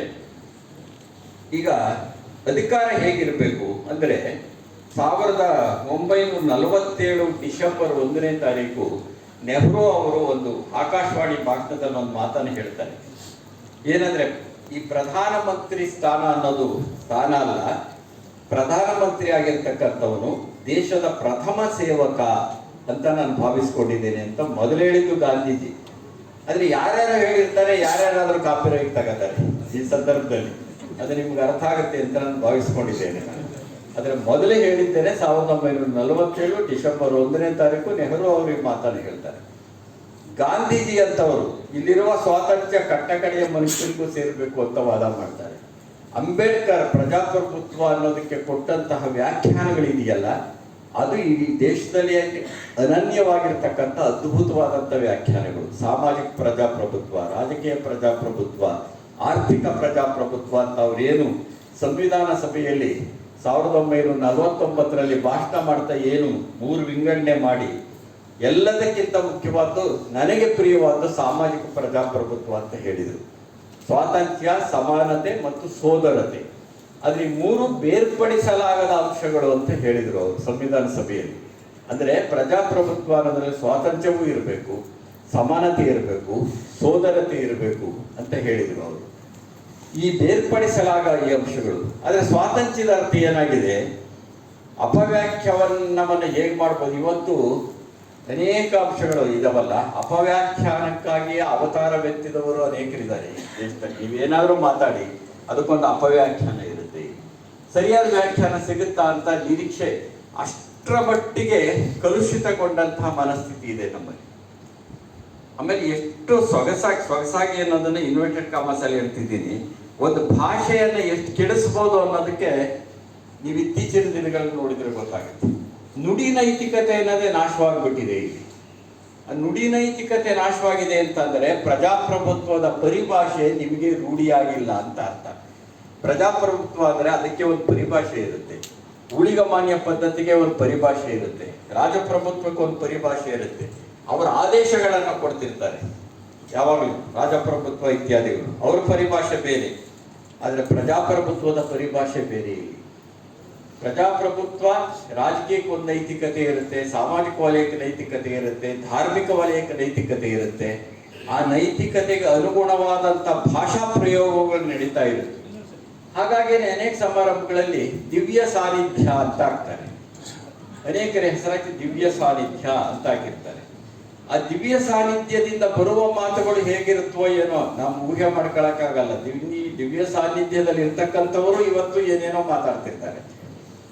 ಉನ್ನತವಾದ ಸ್ಥಾನದಲ್ಲಿ ಇರ್ತಕ್ಕಂಥ ರಾಜಕಾರಣಿಗಳ ಭಾಷೆ ಬಿಟ್ಬಿಡಿ, ಹೇಗಿದೆ ಅಂದ್ರೆ ನೀನು ತಾನು ಅಂತ ಮಾತಾಡೋದಿದೆಯಲ್ಲ, ಅದು ಪ್ರಜಾಪ್ರಭುತ್ವ ಅಲ್ವೇ ಅಲ್ಲ. ಅದು ನೀನೆಚ್ಚೋ ನಾನೆಚ್ಚೋ ಅದು ಪರವಾಗಿಲ್ಲ, ತಡ್ಕೋಬಹುದು ಅದಾದ್ರೂ. ಆದ್ರೆ ಅದನ್ನೂ ಮೀರಿದ ಅವಾಚ್ಯ ಶಬ್ದಗಳು ಬರುತ್ತವೆ, ಪರಸ್ಪರ ಕಿತ್ತಾಡ್ತಾರೆ, ಬೀದಿ ಜಗಳ ಮಾಡ್ತಾರೆ, ನಿನ್ನಂಶ ಅಂತ ಮಾತಾಡ್ತಾರೆ. ನೀವು ವಂಶ ಕುರಿತು ಮಾತಾಡ್ತೀವಿ ಅಂದ್ರೆ ಪ್ರಜಾಪ್ರಭುತ್ವದಲ್ಲಿ ಯಾಕಪ್ಪ ನೀವಿದ್ದೀರಿ ಅಂತ ಕೇಳಬೇಕು. ಇದನ್ನೇ ನಾನು ಹೇಳಿದ್ದು, ನುಡಿ ನೈತಿಕತೆಯ ನಾಶದ ಸಂದರ್ಭದಲ್ಲಿ ನಾವಿದ್ದೇವೆ.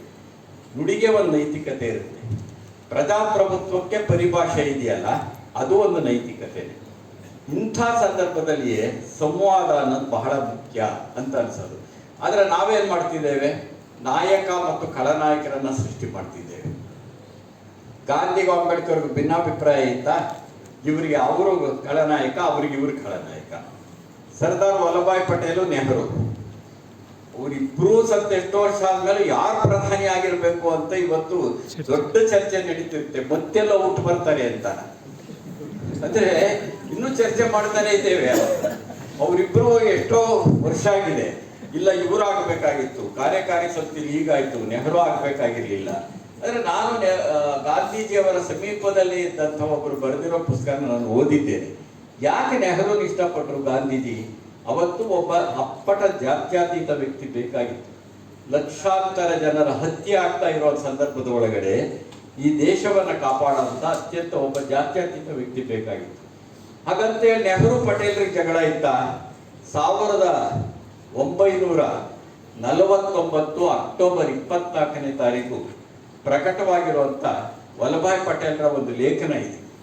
ಅದು ನೆಹರು ಅವರನ್ನ ಕುರಿತಂತ ಲೇಖನ. ಅದು ಅವರು ಹೇಳ್ತಾರೆ, ನಮ್ಮಿಬ್ಬರ ಮಧ್ಯೆ ಭಿನ್ನಾಭಿಪ್ರಾಯ ಇರೋದು ನಿಜ, ಆದರೆ ಆ ಭಿನ್ನಾಭಿಪ್ರಾಯಗಳನ್ನ ನಾವು ದೊಡ್ಡದಾಗಿ ಮಾಡ್ತಿಲ್ಲ.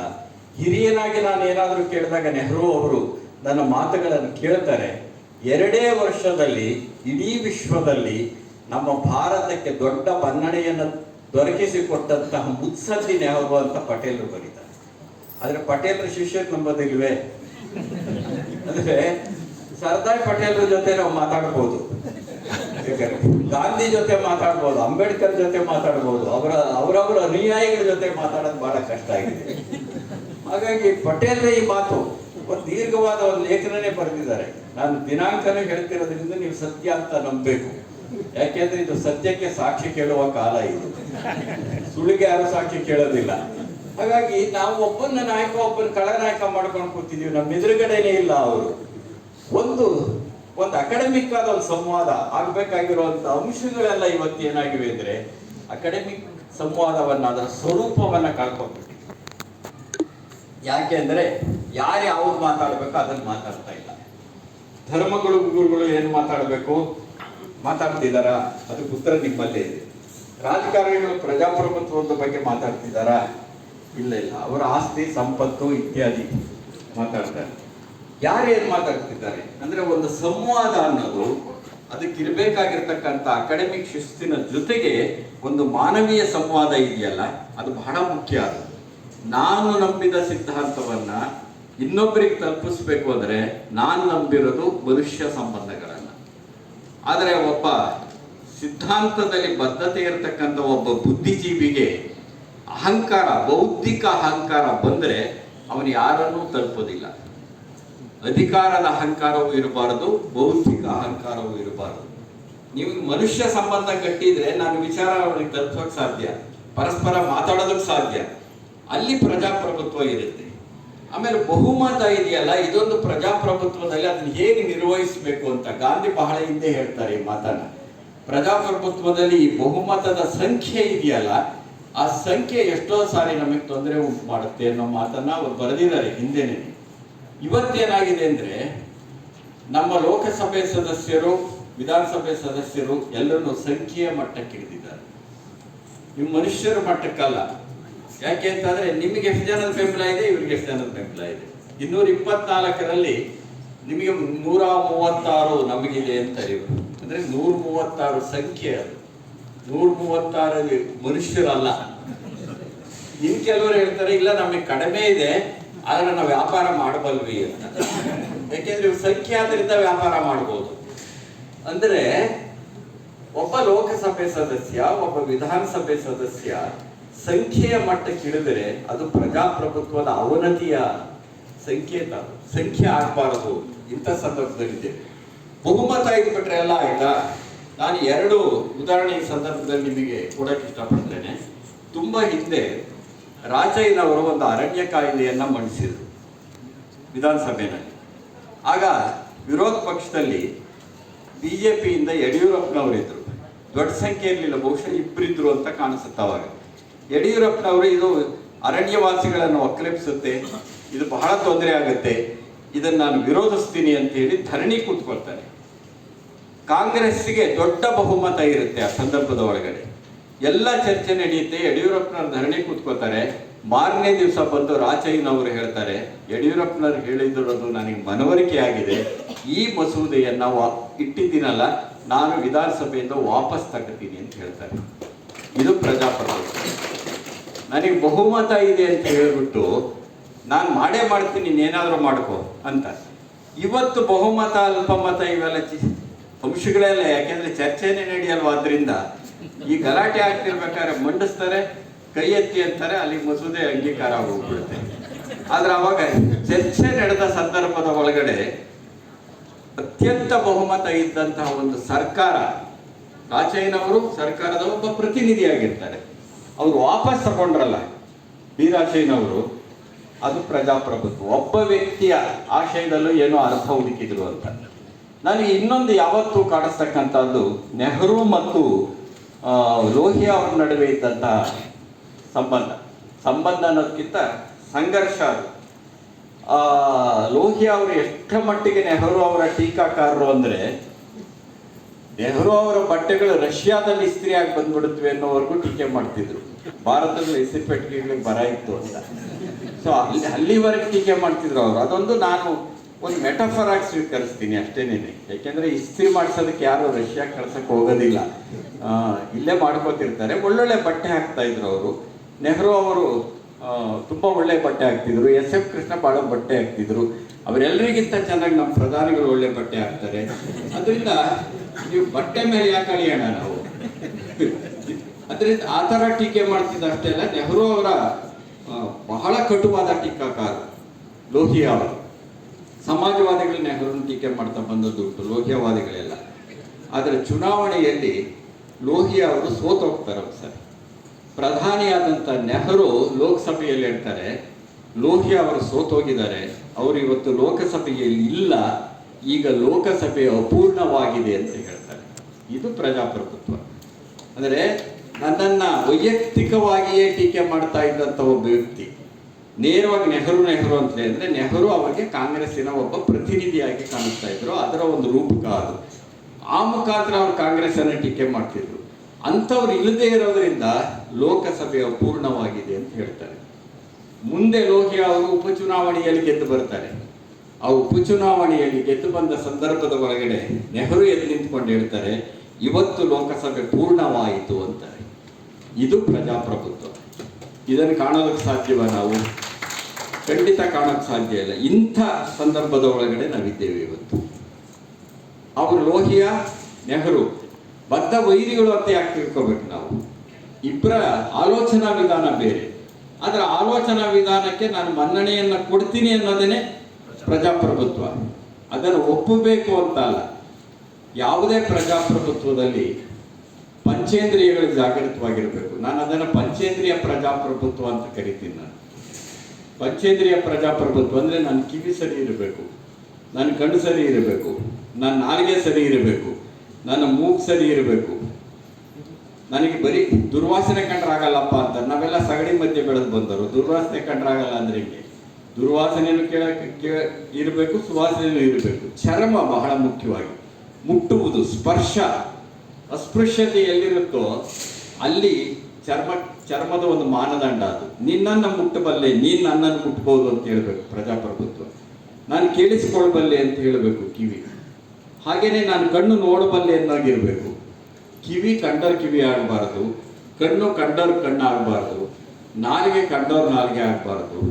ಚರ್ಮ ಇದೆಯಲ್ಲ, ಅದು ಒಂದು ಸಮಾನತೆಯ ಸಂಕೇತ ಆಗಬೇಕು. ಆ ಥರದ ಆ ಪಂಚೇಂದ್ರಿಯಗಳಿಗೆ ಪ್ರಜಾಪ್ರಭುತ್ವ ಬಂದರೆ ಅವನು ಪ್ರಜಾಸತ್ತಾತ್ಮಕವಾದಂಥ ವ್ಯಕ್ತಿತ್ವ ಆಗಿರುತ್ತೆ. ಆದರೆ ಇವತ್ತೇನಾಗಿದೆ, ನಮಗೆ ಕಣ್ಣು ಕಿವಿಗಿಂತ ಹೆಚ್ಚಾಗಿ ಬಹಳ ಚೆನ್ನಾಗಿ ಕೆಲಸ ಮಾಡ್ತಿರೋದು ಭಾರತದಲ್ಲಿ ಪಂಚೇಂದ್ರಿಯಗಳ ನಾಲಿಗೆ. ನಾಲಿಗೆ ಬಹಳ ಉದ್ದಾಗಿಬಿಟ್ಟಿದೆ ಈಗ. ಕಣ್ಣು ಕಿವಿ ಇದೆಯೋ ಇಲ್ವೋ ಅಂತ ಅನುಮಾನ ಬರುತ್ತೆ.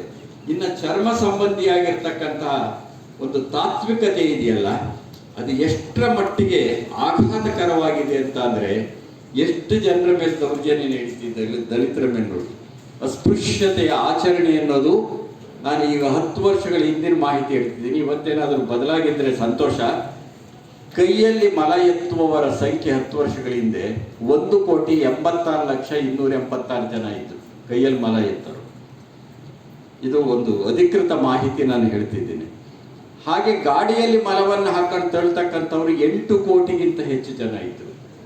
ನಾವು ಇವತ್ತು ಪ್ರಜಾಪ್ರಭುತ್ವ ರಾಷ್ಟ್ರ. ಪ್ರಜಾಪ್ರಭುತ್ವ ಅಂತಂದರೆ ಸೋದರತೆ, ಸ್ವಾತಂತ್ರ್ಯ, ಸಮಾನತೆ ಇವಿರಬೇಕು ಅಂತ ಬಯಸಿದರು ಅಂಬೇಡ್ಕರ್ ಅಂತವರು.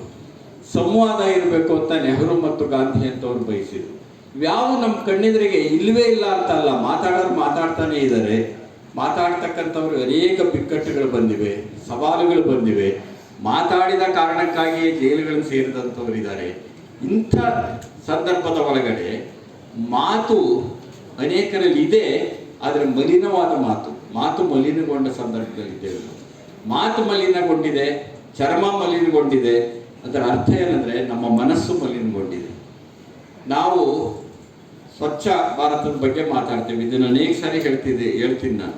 ಸ್ವಚ್ಛ ಭಾರತ ಸರಿಯಾದ ಯೋಜನೆ ಅಲ್ಲ ಅಂತ ನಾನು ಹೇಳಲ್ಲ, ಒಳ್ಳೇದೇನೆ. ನಮ್ಮ ಬೀದಿಗಳು ಸ್ವಚ್ಛ ಆಗಬೇಕು, ನಿಜ. ಇದೇ ತುಮಕೂರಲ್ಲೇನೆ ಕೋತಿ ತೋಪು ಅಂತಿದೆ, ಈಗ ಬೇರೆ ಹೆಸರಿರ್ಬೇಕಂದ್ರೆ ನಾವೆಲ್ಲ ಕೋತಿ ತೋಪು ಅಂತ ಕರಿತಿದ್ವಿ. ಸೊ ಅಲ್ಲಿ ಗಾಂಧೀಜಿಯವರು ಬಂದು ಕಸ ಗುಡಿಸಿ ಅಲ್ಲಿ ಆಗ ಸ್ವಚ್ಛ ಆಗಬೇಕು ಭಾರತ ಅನ್ನೋ ಕರೆ ಕೊಟ್ಟಿದ್ದು ಇದೇ ತುಮಕೂರು ಜಿಲ್ಲೆಯಲ್ಲಿ. ಸ್ವಚ್ಛ ಭಾರತದ ಬಗ್ಗೆ ಖಂಡಿತ ನನಗೆ ಒಳ್ಳೆಯ ಅಭಿಪ್ರಾಯ ಇದೆ. ಆದರೆ ಗಾಂಧಿ ಚಿತ್ರ ಇದೆಯಲ್ಲ, ಅಲ್ಲಿ ಗಾಂಧಿ ಮುಖ ಕಾಣಿಸಲ್ಲ, ಬರೀ ಕನ್ನಡಕ ಕಾಣಿಸುತ್ತೆ ಅಷ್ಟೇನೆ. ಅಂದ್ರೆ ಗಾಂಧಿ ಮುಖನ ಮರೆ ಮಾಡಿಬಿಟ್ಟು ಬರೀ ಕನ್ನಡಕ ಕೊಟ್ಟಿದ್ದೀವಿ. ಸ್ವಚ್ಛ ಭಾರತ ಇದೆಯಲ್ಲ, ನನ್ನ ಪ್ರಶ್ನೆ, ಭಾವ ಭಾರತ ಸ್ವಚ್ಛವಾಗುವುದು ಯಾವಾಗ ಅಂತ. ಸ್ವಚ್ಛ ಭಾರತ ಸರಿ, ಭಾವ ಭಾರತ ಸ್ವಚ್ಛ ಆದರೆ ಅಸ್ಪೃಶ್ಯತೆ ವಿರುದ್ಧ ಮಾತಾಡ್ತೇವೆ, ಪ್ರಜಾಪ್ರಭುತ್ವ ಮೌಲ್ಯಗಳಿಗೆ ಧಕ್ಕೆ ತರೋರ ವಿರುದ್ಧ ಮಾತಾಡ್ತೇವೆ, ಅಭಿವ್ಯಕ್ತಿ ಸ್ವಾತಂತ್ರ್ಯದ ವಿರುದ್ಧ ಇರೋರ ವಿರುದ್ಧವಾಗಿ ಮಾತಾಡ್ತೇವೆ. ಅಂದ್ರೆ ಇದರೆಲ್ಲದರ ಮೂಲ ಏನಂದ್ರೆ, ಮಾತು ಮಲಿನಗೊಂಡಿದೆ ಅಂದ್ರೆ, ನಿಮ್ಮ ಮೈ ಮಲಿನಗೊಂಡಿದೆ ಅಂದ್ರೆ, ನಮ್ಮ ನಾಲಿಗೆ ಮಲಿನಗೊಂಡಿದೆ ಅಂದ್ರೆ, ನಿಮ್ಮ ಮನಸ್ಸು ಮಲಿನಗೊಂಡಿದೆ. ಹಾಗಾಗಿ ಪರಿಸರ ಮಾಲಿನ್ಯವನ್ನು ಕುರಿತು ಬಹಳ ದೊಡ್ಡದಾಗಿ ಮಾತಾಡ್ತಿರೋ ನಾವು ಪ್ರಜಾಪ್ರಭುತ್ವವನ್ನು ಉಳಿಸ್ಬೇಕಾದ್ರೆ ಮಾನಸಿಕ ಮಾಲಿನ್ಯದ ವಿರುದ್ಧವೂ ಮಾತಾಡಬೇಕು. ಈ ಮಾನಸಿಕ ಮಾಲಿನ್ಯ ಇದೆಯಲ್ಲ, ಅದು ನಮ್ಮ ಬಾಯಿಂದ ಕೆಟ್ಟ ಮಾತಾಡಿಸ್ತಾ ಇದೆ. ಪ್ರಜಾಸತ್ತಾತ್ಮಕ ಸಂವಾದವನ್ನ ನಾಶ ಮಾಡ್ತಿರೋ ಸಂದರ್ಭದ ಒಳಗಡೆ ನಾವಿದ್ದೇವೆ. ಹಾಗಾಗಿ ನಿಜವಾದ ಪ್ರಜಾಪ್ರಭುತ್ವದ ಪರಿಭಾಷೆಯ ಪತನ ಆಗ್ತಿದೆ ಅಂತ ನನಗನ್ನಿಸ್ತಾ ಇದೆ. ನನ್ನ ಮಾತು ಏನು ಹೇಳುತ್ತೆ ಅಂದರೆ, ನಾನು ಪ್ರಜಾಪ್ರಭುತ್ವವಾದಿಯ ಅಲ್ವಾ ಅನ್ನೋದನ್ನು ನನ್ನ ಮಾತೇ ಹೇಳ್ತಾ ಹೋಗುತ್ತೆ. ಮಾತು ಸುಮ್ಮನೆ ಇರೋದಲ್ಲ. ಈ ಪ್ರಜಾಪ್ರಭುತ್ವ ಪರಿಭಾಷೆಯ ಪತನ ಇದೆಯಲ್ಲ, ಇದನ್ನ ತಡೆಯೋದ್ರ ಅರ್ಥ ಏನಂದ್ರೆ, ಪ್ರಜಾಪ್ರಭುತ್ವವನ್ನು ರಕ್ಷಿಸ್ತಿದ್ದೇವೆ ಅಂತ ಅರ್ಥ. ಆದರೆ ನಮ್ಮ ಮಾತುಗಳೆಲ್ಲ ಅತ್ಯಂತ ಅಪವ್ಯಾಖ್ಯಾನಕ್ಕೆ ಒಳಗಾಗುವ ರಾಜಕೀಯ ಸಂದರ್ಭದ ಒಳಗಡೆ ನಾವಿದ್ದೇವೆ ಇವತ್ತು. ನೀವೇನೇ ಮಾತಾಡಿ ಅಪವ್ಯಾಖ್ಯಾನಕ್ಕೆ ಒಳಗಾಗ್ತೇವೆ. ನೋಡಿ, ರಾಜಕೀಯ ಅನ್ನೋದು ಎಷ್ಟು ಒಳ್ಳೆ ಪದ ಅಂತ ಅಂದ್ರೆ, ಇವನು ಬಹಳ ರಾಜಕೀಯ ಮಾಡ್ತಾನಪ್ಪ ಅಂತಾನೆ. ಅದ್ರ ಅರ್ಥ ಏನಂದ್ರೆ, ಇವನು ಚಿಲ್ಲರೆ ಕೆಲಸ ಮಾಡ್ತಾನೆ ಅಂತ ಅರ್ಥ. ಅಂದ್ರೆ ಅದರ ಒಂದು ಪದದ ಅರ್ಥ ಇದೆಯಲ್ಲ, ಅಷ್ಟು ತಳಮಟ್ಟಕ್ಕೆ ಇಳಿಯುತ್ತೆ ಅನ್ನೋದ್ರ ಏನದ್ದು ಅಂದ್ರೆ, ರಾಜಕೀಯವನ್ನು ಅಷ್ಟು ಮಟ್ಟಕ್ಕೆ ಇಳಿಸಿದ್ದೇವೆ ಅಂತ ನಾವು. ಆದರೆ ರಾಜಕೀಯ ಇದೆಯಲ್ಲ, ಅದು ಬಹಳ ಅದ್ಭುತವಾದ್ದು ನನ್ನ ದೃಷ್ಟಿಯಲ್ಲಿ. ಒಂದು ರಾಜಕಾರಣ ಬಹಳ ಅದ್ಭುತವಾದ್ದು. ಒಬ್ಬ ತಜ್ಞರು ಹೇಳಿದ್ರು ಆ ಕಾಲದ ಒಳಗಡೆ, politics is the last resort of A scoundrel ಅಂತ ಹೇಳಿದರು. ಬರ್ನಾರ್ಡ್ ಶಾ ಹೇಳ್ತಾನೆ, ನಮ್ಮ ಪ್ರಜಾಪ್ರಭುತ್ವ ಇವತ್ತು ಎಂಥ ಸ್ಥಿತಿಯಲ್ಲಿದೆ ಅಂತ ಅಂದ್ರೆ, ಅದು ಬಣ್ಣದ ಬೆಲೂನ್ ಇದ್ದಾಗೆ. ಅದು ಹಾರಾಡ್ತಾ ಇರಬೇಕಾದ್ರೆ ನಮ್ಮ ಸಾಮಾನ್ಯ ಜನ ಬಣ್ಣದ ಬೆಲೂನ್ ನೋಡ್ತಿರುವಾಗ ಕಿಸೆಗೆ ಯಾರ ಕೈ ಹಾಕಿರ್ತಾರೆ ಅಂತಾರೆ ಬರ್ನಾರ್ಡ್ ಶಾ. ಇದು ಪ್ರಜಾಪ್ರಭುತ್ವದ ಸಂದರ್ಭದ ವ್ಯಂಗ್ಯ ಇದು. ಆದರೆ ಬರ್ಟೋಲ್ಟ್ ಬ್ರೆಕ್ಟ್ ಹೇಳ್ತಾರೆ, ನಿಜವಾಗಿ ಅನಕ್ಷರಸ್ಥರು ಯಾರು ಅಂತ ಅಂದ್ರೆ, ಅವ್ರು ಬಹಳ ಚೆನ್ನಾಗಿದೆ ಆತನ ಮಾತು, ಬ್ರೆಕ್ಟನ ಮಾತು. The worst illiterate is the political illiterate ಅಂತಾನೆ. ಯಾರು ಅನಕ್ಷರಸ್ಥ, ವರ್ಸ್ಟ್ ಆಗಿರೋ ಅನಕ್ಷರಸ್ಥ ಯಾರು ಅಂದ್ರೆ, ಯಾರಿಗೆ ರಾಜಕೀಯ ಸಾಕ್ಷರತೆ ಇಲ್ಲವೋ ಆತನೇ ಬಹಳ ವರ್ಸ್ಟ್ ಇಲ್ಲಿಟರೇಟ್ ಅಂತ. ಯಾಕೆ ಹಾಗಂತಾನೆ ಅಂದ್ರೆ, ರಾಜಕೀಯ ಸಾಕ್ಷರತೆ ನಮ್ಗೆ ಯಾಕೆ ಮುಖ್ಯ ಅಂತ ಅಂದ್ರೆ, ನೋಡಿ, ನಾವು ತಿನ್ನೋ ಇಡ್ಲಿ ಇದೆಯಲ್ಲ, ಅದರಲ್ಲಿ ರಾಜಕೀಯ ಇರುತ್ತೆ. ನಾವು ತಗೊಳ್ಳೋ ಔಷಧಿ ಇದೆಯಲ್ಲ, ಅದರಲ್ಲಿ ರಾಜಕೀಯ ಇರುತ್ತೆ. ಯಾಕೆಂದ್ರೆ ಒಂದು ಸರ್ಕಾರ ಅದ್ರ ಮೇಲೆ GST ಹಾಕಿರುತ್ತೆ, ಬೇರೆ ತರದ ತೆರಿಗೆಗಳನ್ನು ಹಾಕಿರುತ್ತೆ, ನಾವು ಕೊಂಡ್ಕೊಳ್ಳೋ ಪುಸ್ತಕದ ಮೇಲೆ ತೆರಿಗೆ ಬಿದ್ದಿರುತ್ತೆ. ಪ್ರತಿಯೊಂದರಲ್ಲೂ ರಾಜಕೀಯ ಇರುತ್ತೆ. ನನಗೆ ರಾಜಕೀಯ ಬೇಡಪ್ಪ ಅಂದ್ರೆ ಅರ್ಥ, ರಾಜಕೀಯ ಎನ್ನುವ ಅರ್ಥ ಇದೆಯಲ್ಲ, ಅದನ್ನು ಸಂಕುಚಿತಗೊಳಿಸಿದಾರಲ್ಲ, ಅದಕ್ಕಾಗಿ ಹೇಳ್ತಾರೆ. ಆದರೆ ಬ್ರೆಕ್ಟ್ ಮಾತನ್ನು ನಾನು ನಂಬ್ತೇನೆ. ಮತ್ತು ಬ್ರೆಕ್ಟ್ ಮಾತು ಬಹಳ ಮುಖ್ಯವಾದ್ದು. ಯಾರು ನಿಜವಾದಂತಹ ಬಹಳ ಕೆಟ್ಟ ಅನಕ್ಷರಸ್ಥ ಅಂತ ಅಂದ್ರೆ, ರಾಜಕೀಯ ಸಾಕ್ಷರತೆ ಇಲ್ಲದೆ ಇರತಕ್ಕಂಥವನೇ ಕೆಟ್ಟ ಅನಕ್ಷರಸ್ಥ. ಅದರಿಂದ ಇವತ್ತು ನಮಗೆ ಬೇಕಾಗಿರೋದು ರಾಜಕೀಯ ಸಾಕ್ಷರತೆ ಇದೆಯಲ್ಲ, ಅದು ಬೇಕಾಗಿದೆ. ಆಗ ನಮಗೆ ಬೇರೆ ಬೇರೆ ಅರ್ಥ ಆಗುತ್ತೆ. ನಾವು ತಿಂತಿರೋ ಅನ್ನದಲ್ಲಿ ನಾವು ರಾಜಕೀಯ ಇದೆಯಲ್ಲ, ಯಾರಿಂದ ಇದಕ್ಕೆ ತೆರಿಗೆ ಬಿದ್ದಿದೆ, ನಮ್ಮ ಶಿಕ್ಷಣ ವ್ಯವಸ್ಥೆ ಏನಾಗಿದೆ, ನಮ್ಮ ಸಾಮಾಜಿಕ ವ್ಯವಸ್ಥೆ ಏನಾಗಿದೆ, ಎಲ್ಲದರಲ್ಲೂ ರಾಜಕಾರಣ ಇರುತ್ತೆ.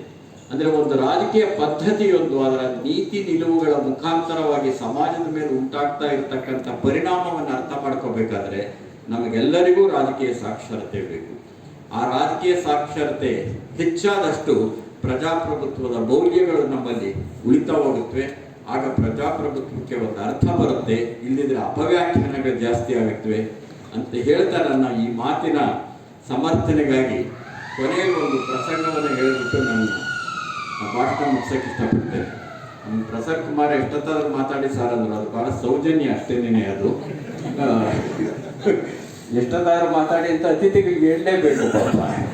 ಆದರೆ ಅದರ ದುರುಪಯೋಗ ಮಾಡ್ಕೊಳ್ಳೋಕೆ ಇಷ್ಟ ಇಲ್ಲ. ಈಗಾಗಲೇ ನಾನು ಒಂದಷ್ಟು ದುರುಪಯೋಗ ಮಾಡ್ಕೊಂಡಿದ್ರೆ ತಪ್ಪಿಳ್ಕೋಬೇಡಿ ಅಂತ ಹೇಳ್ತಾ, ಅಂದರೆ ಎಂಥ ಅಪವ್ಯಾಖ್ಯಾನ ಕಾಲದಲ್ಲಿದೆ. ನಾನು ಮತ್ತೆ ಇವತ್ತು ಮಾತಾಡಿದ್ದು ಬಹಳ ಮುಖ್ಯವಾಗಿ ಬೇರೆ ಬೇರೆ ಅಂಶಗಳಲ್ಲಿ ಹೇಳಿದ್ರು ಸಂವಾದ ಮತ್ತು ಮಾತು. ಸಂವಾದದಲ್ಲೇ ಮಾತಿರುತ್ತೆ. ನಿಜವಾದಂತಹ ಮಾತು ಮತ್ತು ಸಂವಾದ ಉಳಿದರೆ ಪ್ರಜಾಪ್ರಭುತ್ವ ಉಳಿಯುತ್ತೆ. ಭಿನ್ನಾಭಿಪ್ರಾಯಗಳ ನಡುವೆಯೂ ಒಂದು ಸಂವಾದ ಸಾಧ್ಯ ಆಗಬೇಕು. ಆದರೆ ಅಂಥದ್ದೊಂದು ವಾತಾವರಣ ಇಲ್ಲ. ಜೊತೆಗೆ ಅಪವ್ಯಾಖ್ಯಾನಗಳು ನಡೀತೀವಿ. ಯಾರನ್ನ ಬೇಕಾದರೂ ದೇಶದ್ರೋಹಿ ಮಾಡ್ಬೋದು ಇಲ್ಲಿ. ಅಂಥದ್ದೊಂದು ಅಪವ್ಯಾಖ್ಯಾನಗಳು. ಸರ್ಕಾರವನ್ನ ಟೀಕೆ ಮಾಡಿದರೆ ದೇಶ ವಿರೋಧಿ ಟೀಕೆ ಅಲ್ಲ, ಪಕ್ಷವನ್ನ ಟೀಕೆ ಮಾಡಿದರೆ ಅದು ವೈಯಕ್ತಿಕ ನಿಂದನೆಯೂ ಅಲ್ಲ. ಅಂದ್ರೆ ಒಂದು ಸೈದ್ಧಾಂತಿಕವಾದ ಬದ್ಧತೆಯಿಂದ ಮಾತ್ರ ನಾವು, ನುಡಿ ನೈತಿಕತೆಯಿಂದ ಮಾತ್ರ, ಸಂವಾದದಿಂದ ಮಾತ್ರ ಪ್ರಜಾಪ್ರಭುತ್ವ ಉಳಿಸ್ಬೋದು. ಅದಕ್ಕೆ ಅಪವ್ಯಾಖ್ಯಾನ ಮಾಡಬಾರದು. ಕೊನೆಗೆ ಇಷ್ಟ ಹೇಳೋದು, ಅಬ್ರಾಹಿಂ ಲಿಂಕನ್ ಗುಲಾಮಗಿರಿಯ ವಿರುದ್ಧ ಹೋರಾಟ ನಡೆಸ್ತಾ ಇದ್ದ ಸಂದರ್ಭದಲ್ಲಿ ದಕ್ಷಿಣ ಅಮೆರಿಕನ್ ಪ್ರದೇಶದಲ್ಲಿ ಒಂದು ಪ್ರಸಂಗವನ್ನ ಹೇಳ್ತಾರೆ. ಅಂದ್ರೆ ಹೇಗೆ ಒಂದೇ ಪದವನ್ನ ಬೇರೆ ಬೇರೆ ರೀತಿಯಲ್ಲಿ ಬಳಸಬಹುದು ಅನ್ನೋದಕ್ಕೆ ಇದೊಂದು ಬಹಳ ಒಳ್ಳೆ ಉದಾಹರಣೆ ಅಂದ್ಕೊಂಡಿದೆ. ಈಗ ನಾವೆಲ್ಲರೂ ಒಂದೇ ಅಂತ ನಮ್ಮಲ್ಲಿ ಅನೇಕರು ಹೇಳ್ತಾರೆ. ನಾವೆಲ್ಲರೂ ಒಂದೇ ಅಂತ ಹೇಳಿದವರು ಯಾರು ಅಂದ ಮೇಲೆ ನಾವೆಲ್ಲರೂ ಯಾರು ಅಂತ ಗೊತ್ತಾಗುತ್ತೆ. ಆ ನಾವೆಲ್ಲರೂ ಒಂದೇ ಈ ದೇಶದಲ್ಲಿ ಅಂತ ಹೇಳಿದಾಗ ಯಾರು ಹೇಳ್ತಾರೆ ಅನ್ನೋದ್ರ ಮೇಲೆ ನಾವೆಲ್ಲರೂ ಅನ್ನೋದು ಜಾತಿನ, ಧರ್ಮನ, ದೇಶನ ಅಂತ ನಿರ್ಧಾರ ಆಗುತ್ತೆ. ಆ ಸ್ಥಿತಿಲಿದ್ದೇವೆ ನಾವು. ಅಂಥ ವ್ಯಾಖ್ಯಾನಾಪವ್ಯಾಖ್ಯಾನಗಳು. ಅಬ್ರಾಹಿಂ ಲಿಂಕನ್ ಹೇಳಿದ ಪ್ರಸಂಗ ಹೀಗೆ: ಒಬ್ಬ ಕುರಿ ಕಾಯ್ತಾ ಇರ್ತಾನೆ. ಆ ಕುರಿ ಕಾಯ್ತಾ ಇರುವಾಗ ಒಂದು ತೋಳ ಬರುತ್ತೆ. ತೋಳ ಬಂದು ಕುರಿ ಒಂದನ್ನ ಎತ್ಕೊಂಡು ಹೋಗ್ಬಿಡುತ್ತೆ. ಆಗ ಕುರಿ ಕಾಯ್ತಾ ಇದ್ದವನು ಅದ್ರ ಹಿಂದೆ ಓಡ್ತಾನೆ ಓಡ್ತಾನೆ ಓಡ್ತಾನೆ, ಕಡೆಗೆ ತೋಳ ಹಿಡ್ಕೋತಾನೆ, ಅದರ ಜೊತೆ ಹೋರಾಟವನ್ನ ಮಾಡ್ತಾನೆ. ಹೋರಾಟವನ್ನ ಮಾಡಿ ಕುರಿಯನ್ನ ತೋಳದಿಂದ ಸಂರಕ್ಷಣೆ ಮಾಡ್ತಾನೆ. ಆಗ ಕುರಿ ಹೇಳುತ್ತೆ, ನೀನು ನನ್ನ ಜೀವಿಸುವ ಸ್ವಾತಂತ್ರ್ಯವನ್ನು ಉಳಿಸಿದೆ, ನಿನಗೆ ನಮಸ್ಕಾರ ಅನ್ನುತ್ತೆ. ನಾನು ಜೀವಿಸುವ ಸ್ವಾತಂತ್ರ್ಯ ಅದನ್ನು ಉಳಿಸಿದೀಯ, ನಿನಗೆ ನಮಸ್ಕಾರ ಅನ್ನುತ್ತೆ. ಆದರೆ ತೋಳ ಹೇಳುತ್ತೆ, ನನ್ನ ತಿನ್ನುವ ಸ್ವಾತಂತ್ರ್ಯವನ್ನು ನೀನು ಕಸ್ಕೊಂಡಿದ್ಯಾ, ನಿನಗೆ ಧಿಕ್ಕಾರ ಅಂತ ಹೇಳುತ್ತೆ. ಇಬ್ರು ಬಳಸಿದ್ದು ಸ್ವಾತಂತ್ರ್ಯ ಎನ್ನುವ ಪದವನ್ನೇ. ಇಬ್ರು ಸ್ವಾತಂತ್ರ್ಯ ಅನ್ನೋ ಪದ ಬಳಸ್ತಾರೆ. ಆದರೆ ಇಲ್ಲಿ ಪ್ರಶ್ನೆ, ಜೀವಿಸುವ ಸ್ವಾತಂತ್ರ್ಯ ಬೇಕಾ ನಮ್ಗೆ, ತಿನ್ನುವ ಸ್ವಾತಂತ್ರ್ಯ ಬೇಕಾ ಅಂತ. ತಿನ್ನುವ ಸ್ವಾತಂತ್ರ್ಯಕ್ಕೆ ವಿರುದ್ಧವಾಗಿರೋದು ಜೀವಿತ ಸ್ವಾತಂತ್ರ್ಯ. ಅದನ್ನು ರಚನೆ ಮಾಡೋದು ಪ್ರಜಾಪ್ರಭುತ್ವ. ಅದಕ್ಕಾಗಿ ನಾವು ಕಂಕಣಬದ್ಧರಾಗೋಣ, ಆಲೋಚನೆ ಮಾಡೋಣ, ಸಂವಾದ ಮಾಡೋಣ ಅಂತ ಹೇಳ್ತಾ ನಾನು ಮಾತುಗಳನ್ನು ಮುಗಿಸ್ತೇನೆ.